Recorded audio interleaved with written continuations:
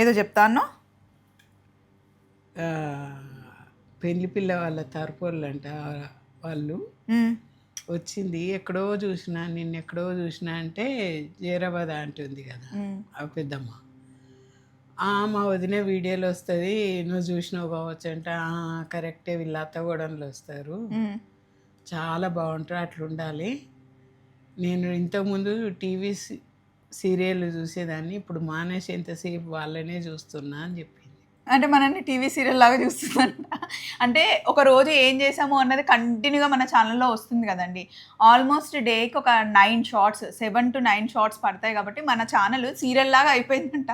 నాకు కూడా 2-3 చెప్పారు, మీ ఛానల్ టీవీ సీరియల్ లాగా, అందులోనేమో అన్ని యాక్టింగ్స్ ఉంటాయి, స్క్రిప్ట్ ఉంటుంది, మీదంతా న్యాచురల్గా ఉంటుంది, సో టీవీ సీరియల్ లాగా అయింది మీ ఛానల్ అన్నారు. అండ్ ఇంకో థింగ్, చాలామంది అత్తమ్మ సన్నగా అయింది ఎందుకు అని అంటున్నారు.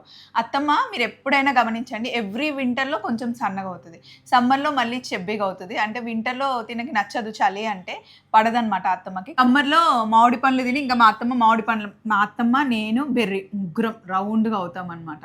చలో మరి, బాయ్.